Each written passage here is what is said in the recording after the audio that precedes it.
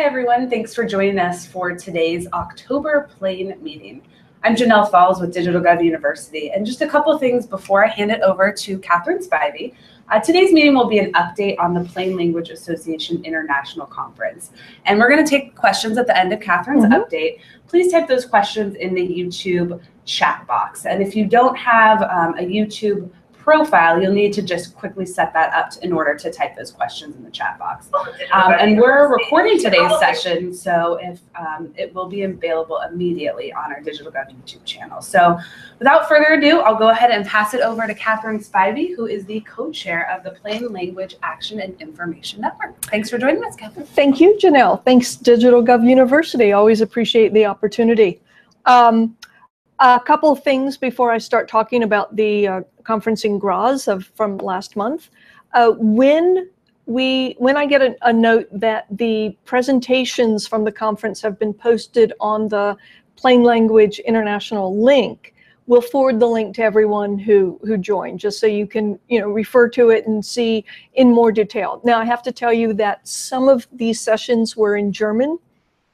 The PowerPoint presentations may be in German. So, good for you. You can explore your German translation skills. Many of them were in English. So we'll be sending you that link. And as Janelle said, the YouTube link will be available immediately. I'd like to encourage those of you who can or who want to join Clarity International and the Plain Language International Association and go to the conferences. If you need any further information, I'd usually just Google both of those, Clarity International for Plain Language and the Plain Language International Association. That's not the Plain Language Action and Information Network that I'm co-chair of. That's the US federal government Plain Language group. This is Plain Language worldwide. There are two upcoming conferences. Clarity's conference next year is in Montreal in 2018, and in 2019 the Plain International Conference is going to be in Oslo, Norway, and as you'll hear, Norway is doing a lot of very exciting plain language things. So start saving up and looking for cheap flights. That's all I can say. But it's very valuable to see other people who are doing good work and sort of admire what they're doing and see if you can take on some things. Kat Catania offers her apologies for not being able to come. She's acting for her boss and has been pulled into more meetings than we like to think. So I'm going to be reading her notes first, and then I'll talk about some of the things that I thought were really, really impressive about the conference. Also, International Plain Language Day is the 13th, so Friday. So on Friday, I'd like everybody to think in very good thoughts. Think plain thoughts all day Friday. That would be very, very good. So what I'd like to do first is give you Kat Catania's notes about the sessions that she attended. And I wanted to start with a little bit about Plain International, which is they have representatives from 25 countries. And the conference theme was, how do you use plain language in customer service to provide service, satisfaction, safety, and savings? And so generally all of these sessions applied to one of those four categories. And specifically in safety, as you'll see later, there's more opportunity for legal challenges if things are unclear or too complicated. So that's just a factor. So there were these four things: service, satisfaction, safety, and savings. And Norway has about 15 years of successfully promoting and using plain language. Their language council in Norway is made up of about 60 government agencies. And however, a third of Norwegians still don't understand the rights and expectations that lead to public trust issues. So they've been doing a lot of things about that. And their, if your Norwegian is better than mine, their website is klarsprake.no. That's KLARSPRAK.no.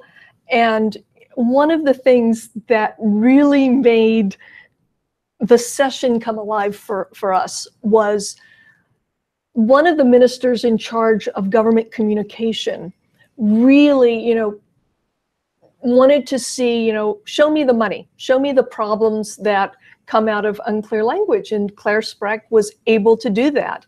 And they developed literally a stamp that says needs plain language. So if anything came across her desk and she didn't think it was plain enough, all she had to do was stamp it and it said needs plain language. And Kat and I are looking at stamp companies as we speak to figure out how we can get one, because that struck us as the best thing ever. So, we're totally hoping for that. Some of the things that Norway has been working on is legal projects.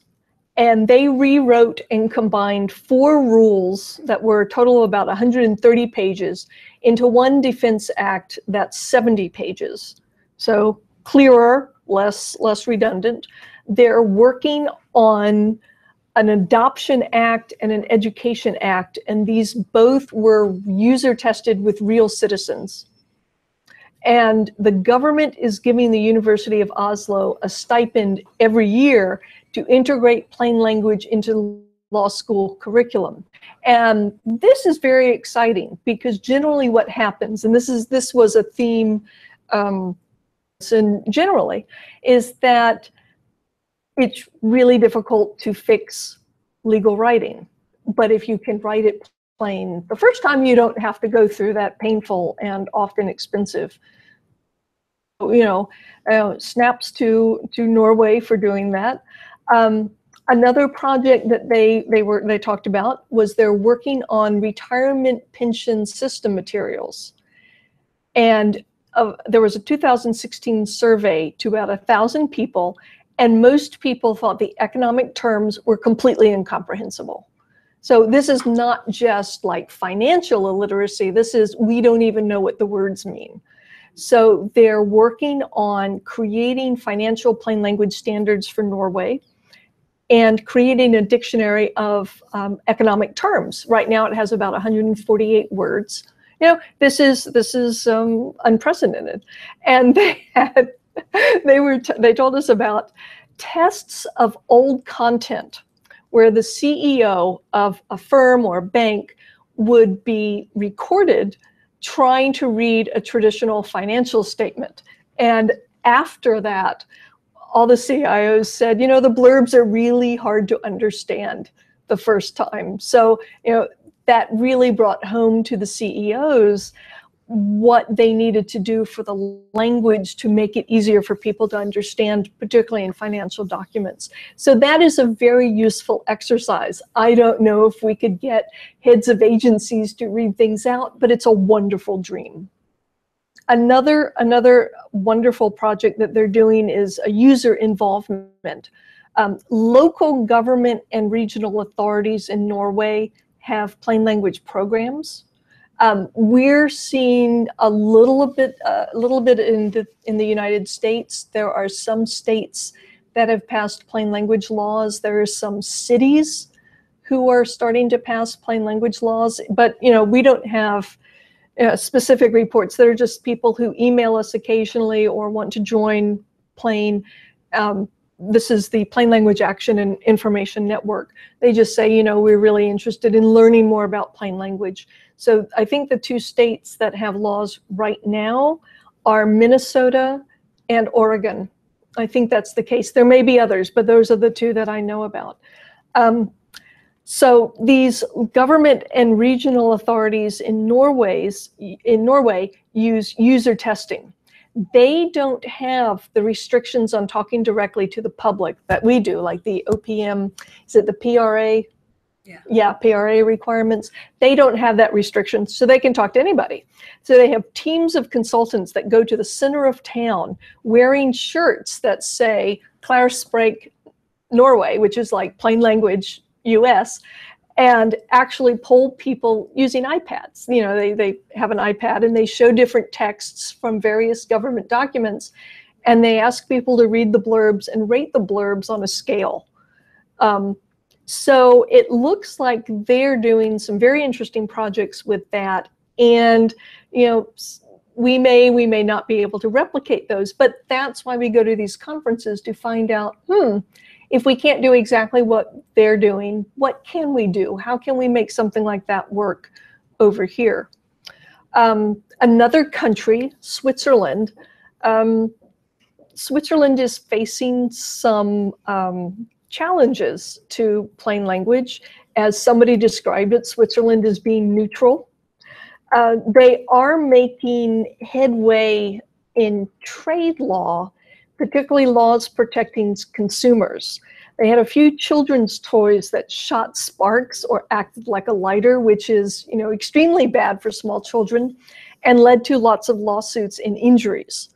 So they said, they realized regulations had to be very clear so companies didn't try to sneak dangerous elements into toys so that parents can keep their children safe. That's a complete no-brainer.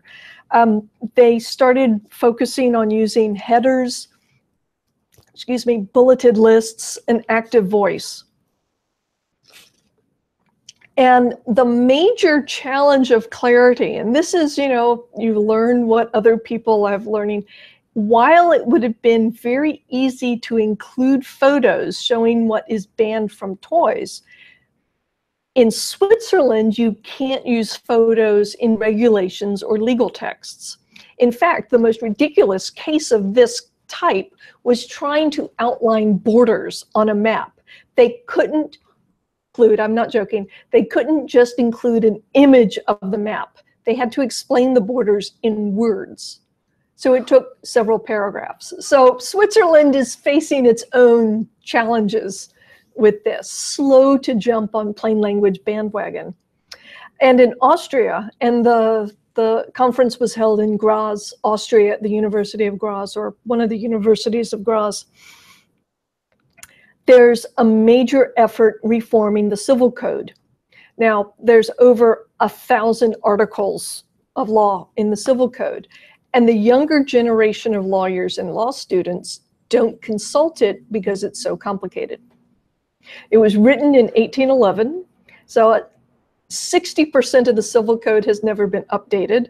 Some of the words in German have completely different meanings now, and it's very difficult to see how code affects life today. So they've been trying to reformat, use simpler language, break things into clear logical steps, and reorganize content.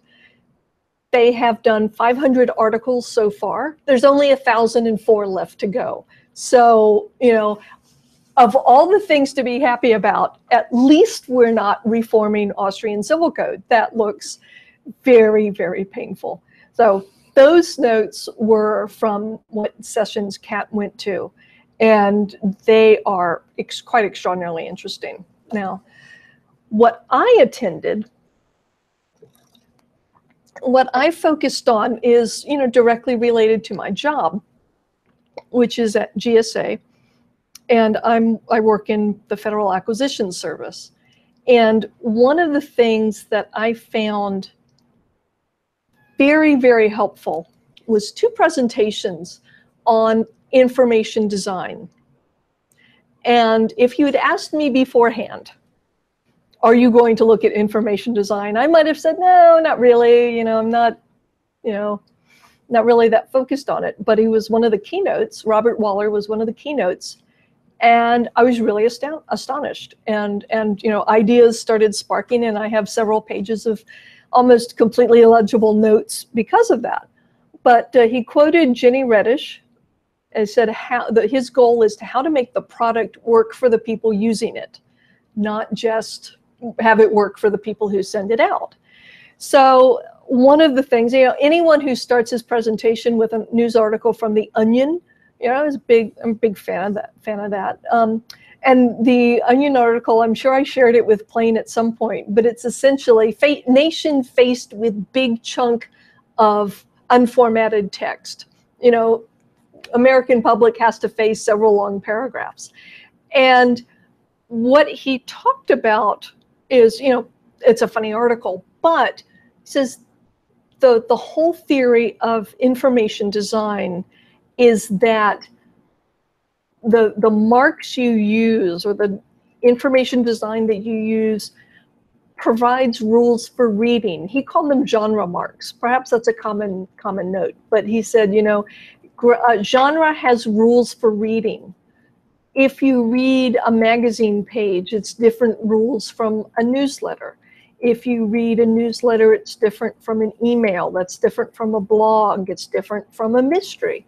So, you know, there were all kinds of hints of what he could do work, and he had a couple of concepts that I was really interested in learning more about, and that is strategic reading, what do people need to know, and graphic editing, which I did not know at all.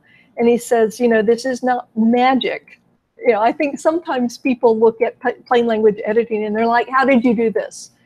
And you know, if you're a plain language editor, you say, well, I added some headers. I moved your conclusion up to the top to be a stronger thing. I made these bullets. I put these points into bullets. I made these sentences active. And there's no particular magic. There are certain guidelines that you look at and you say, this will make it better.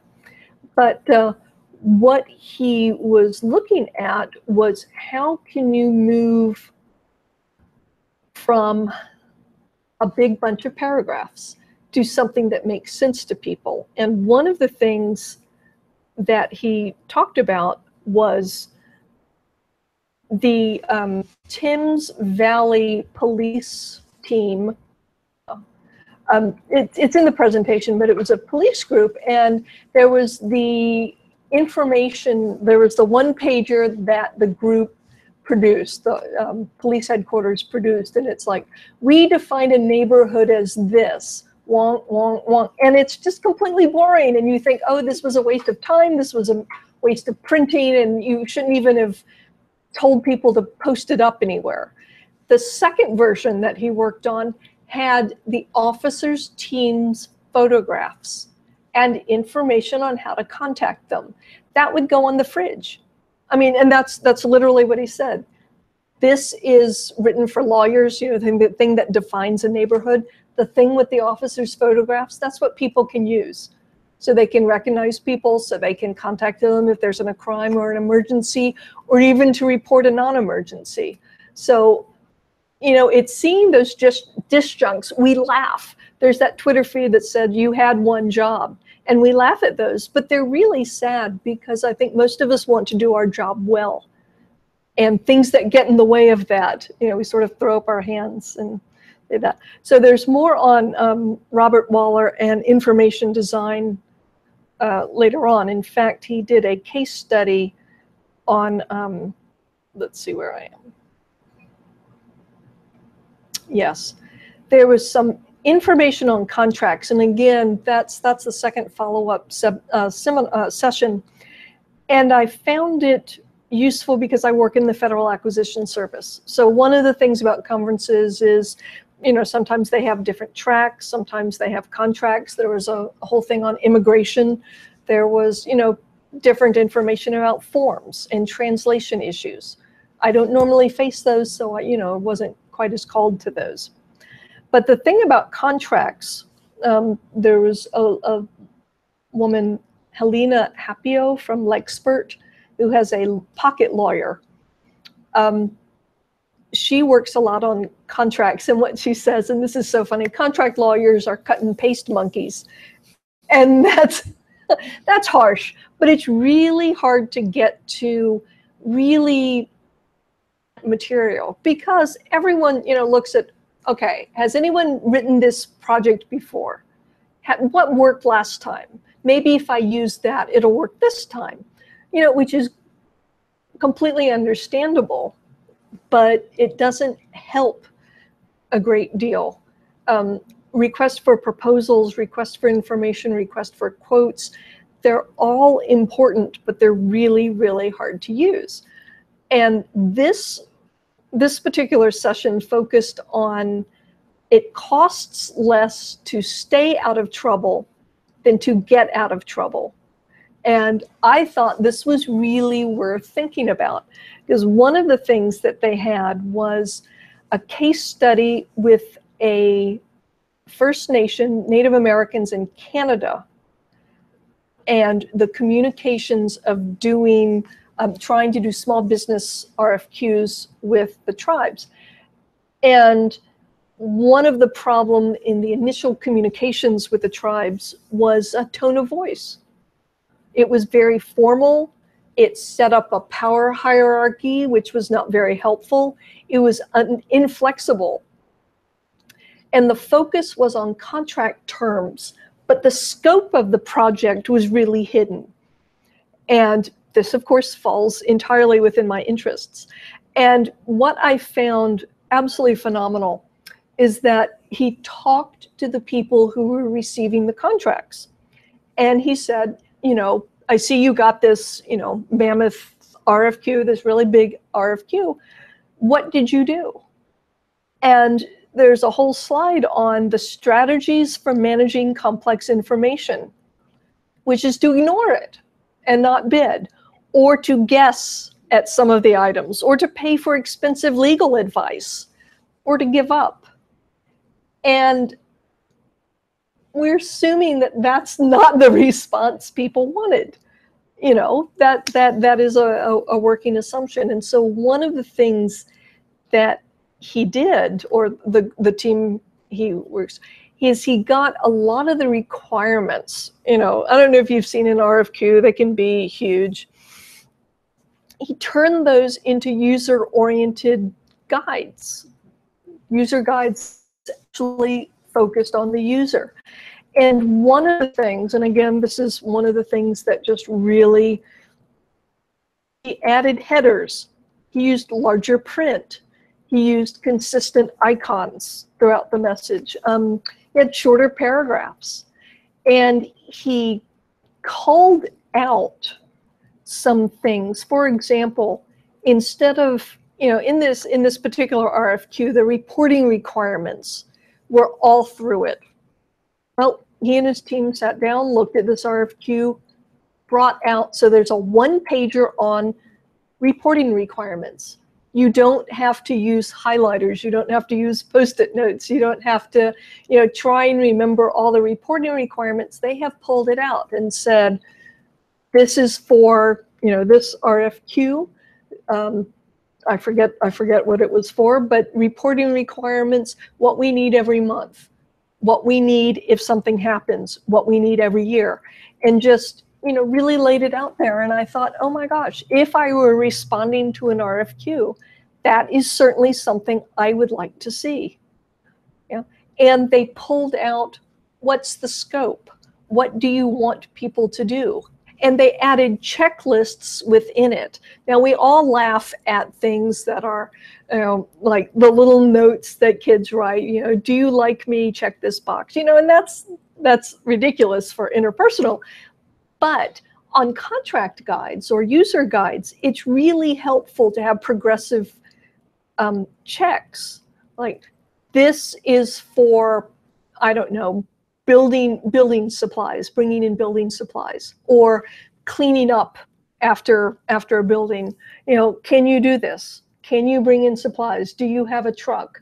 You know, do you have a place to dump this? You know, just, this is what it's about. This is what we can do. So nobody's time is wasted. You know, if you've got an RFQ and you're looking at it and you're like, oh, yeah, oh, I can't do that.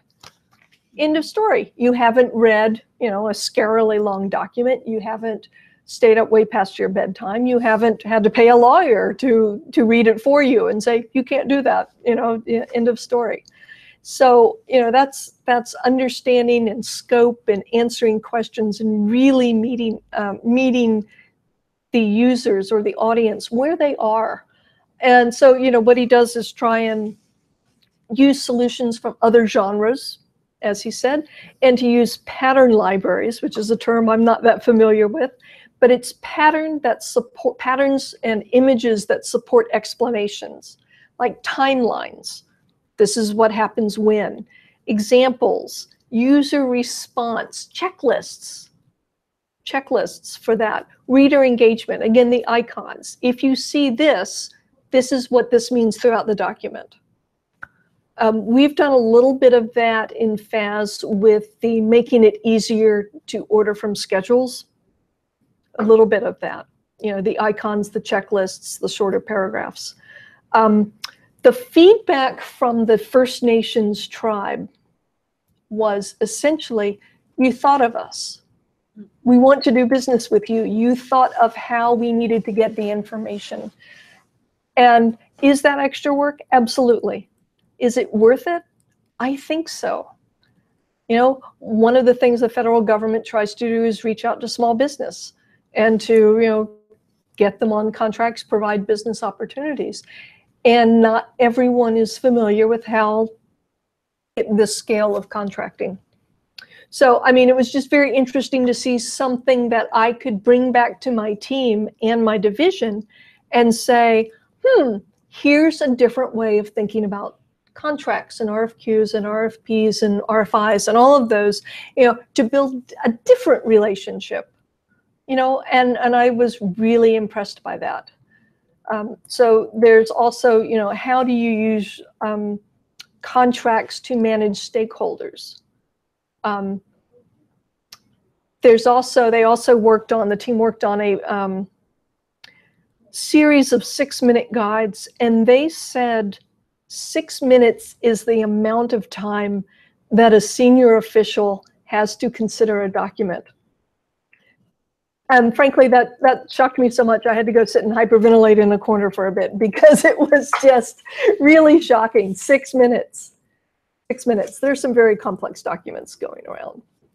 So it was extremely interesting to see that kind of immediate take home that I could work on and think about.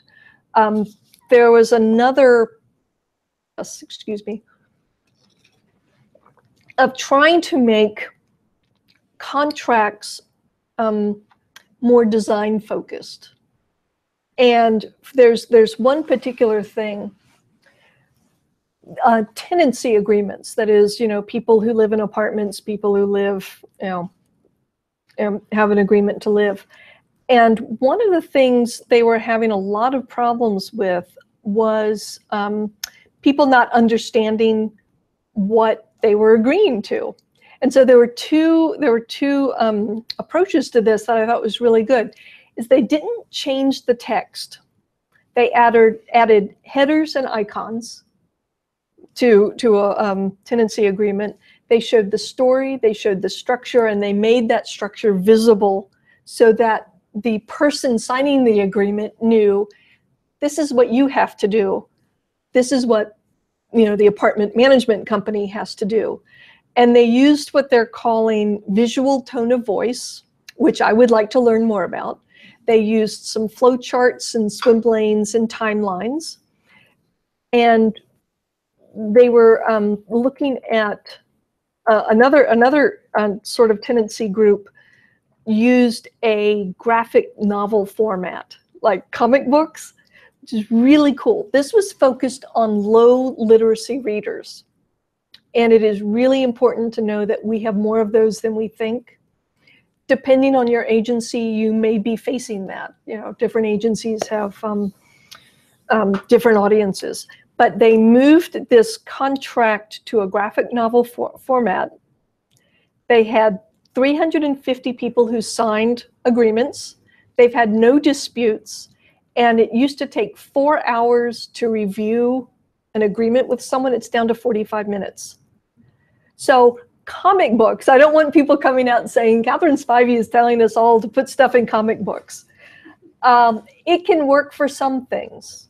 It's worth thinking about. I was thinking, so maybe comic books are not going to work for acquisitions. I'm not seeing that.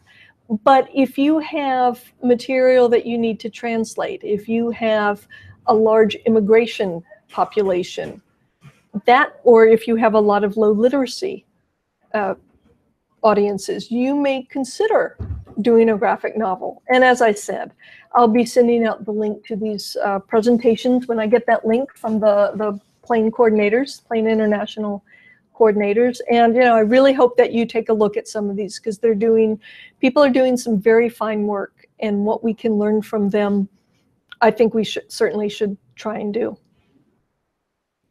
So I think that is pretty much what I had to report back from the city of Graz and the University of Graz and the Plain Conference. So what questions do we have, Janelle? We have a couple questions. Some attendees are commenting with each other, so that's great. I just wanted to say that was very self-answering questions. Yes. Yay. You know, I've had a chance to listen in on a lot of various plain language training and events, and got a lot out of very interesting things that people internationally are doing. And I think a lot of times we focus on what we're doing here or the English language structure, but some of the same things, I'm sure that's what you found. We can apply it to what we're doing here. Someone said, I want that stamp.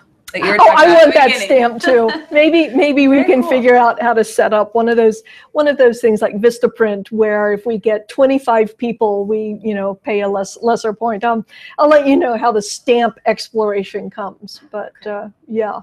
I want that stamp too, and the T-shirt. So someone asked what organization is better, Plain or Clarity, and some attendees had chimed in on some of their thoughts, but curious as to what you thought. I think that Clarity is focused on law and legal rewriting and legal language and things like that. So I think that if your job or your agency is specifically focused on policy, Clarity might be a good choice. But really, I think it's like $35 a year, which is like 4 lunches. Maybe I've just been having expensive lunches. But, I mean, try it. I would try both and see what you. I think that for me at least, I mean, I'm not necessarily tied to legal, but the contracting and acquisitions and procurement can be very legally, if I can coin a phrase. And so I like to keep an eye on both. And Plain International, as I said, there's a wide variety. There were government agencies from different countries. There were self-employed writer editors. There were people who owned companies.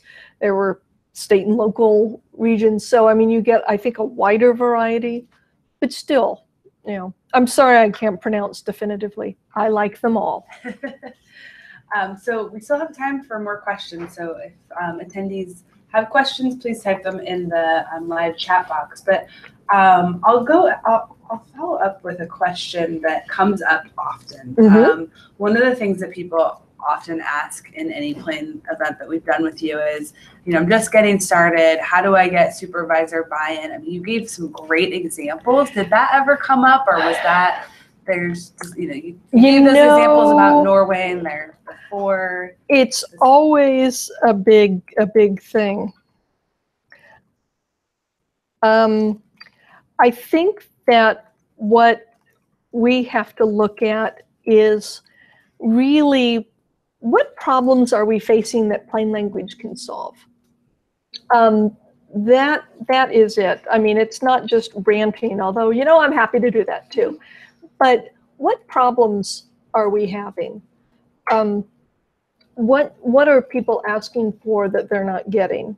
And sometimes you just have to say, that doesn't exist, or we can't provide that to you, or whatever.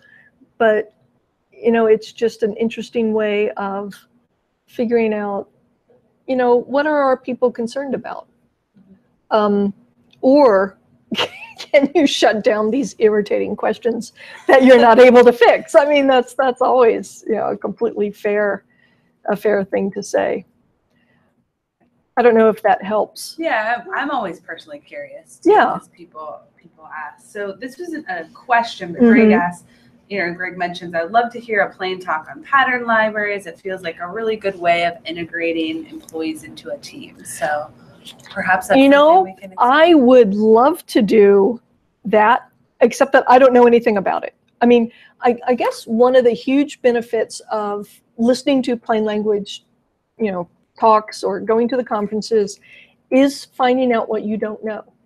Now, I'm really busy and I can't know everything, But I at least know that there's a lot of work being done on, say, plain language forms. I don't deal with any forms. No forms touch me. I've been Scotch guarded against forms. But I know that people are really, really working on forms, and some agencies are very focused on forms. They're just not me. So I can't talk about forms in any really meaningful way. I would like to see something on pattern libraries. If you can talk, if you know someone who can talk, please let us know. I would also like to know a great deal more than I do about tone of voice.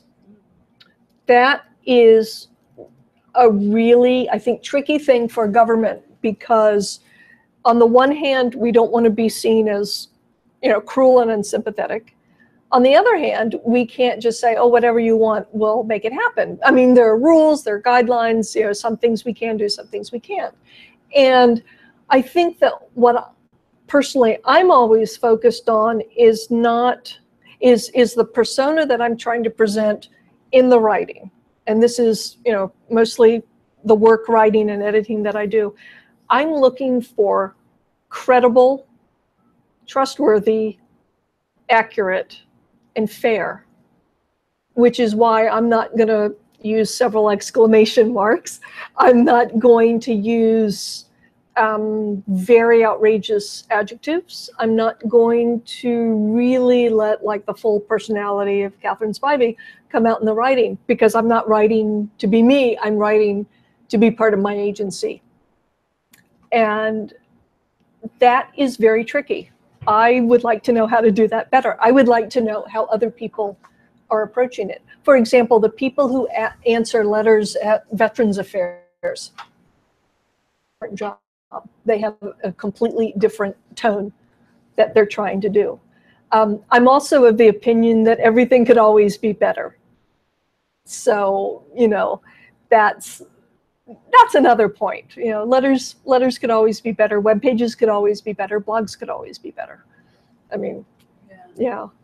So we have at least a couple of topics to possibly explore for pattern libraries, tone of voice. Tone of voice. There's lots of things that more information design. If other people know about this, I'd love, as I said, really love to learn more, and interested in helping set up meetings about that. So if you have ideas about different topics, please let us know. Yeah. With that, there aren't any other questions. We can give people a couple seconds. Sure. Say a couple minutes. We could give them a couple minutes too. We could hum quietly to ourselves, but Yeah, I mean, maybe there's some information too. I was just thinking that could be a DigitalGov blog post. Some of the highlights. Oh my God, you just want me to write more? Yes. Oh. Because I think a lot of times we look to other agencies of what we can learn, and I kind of already alluded to this in the beginning, but what can we learn? It's already been done. I mean, that's saving us money right away, is replicating. I do know that one thing that DigitalGov University has been doing, or at least DigitalGov, is the gov.uk. Now, I will admit that I can't answer questions on that, but if I recall correctly, they consolidated all of their .gov websites into one. I believe so. Yeah, I think that's what they did too. Good luck with that. But I mean, it's an interesting possibility. I mean, I know that USA.gov is serving a little bit of that purpose. Is this something that could easily be replicated in the United States? Maybe not, but it would be interesting to see what they do. I mean, the whole concept of swim lanes, stay in your lane, don't post material that belongs to someone else, link to it.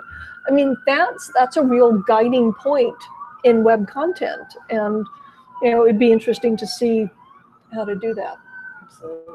Yeah, a lot of good stuff from the conference and what I'll tell you today. I'll tell you, and you meet fun people, and you learn interesting things, and this is just me personally. At this conference, you get to eat as much strudel as you like, and I'll tell you, I'm severely understrudeled right now. And with that, I will go in search of strudel. You all can have 19 minutes back in your day. And we have these on the second Wednesday of every month from 2 to 3 Eastern time. So we'll send the registration for next month, which is November. Oh my so thank you, Catherine. Thanks Thank everyone you. for joining us. And like Catherine said, if you have ideas for other topics, or speakers, yep, or speakers on plain language or other topics that DigitalGov University can offer, please reach out to us. So thanks. Have a great afternoon. Thanks so much. May there be strudel in your future.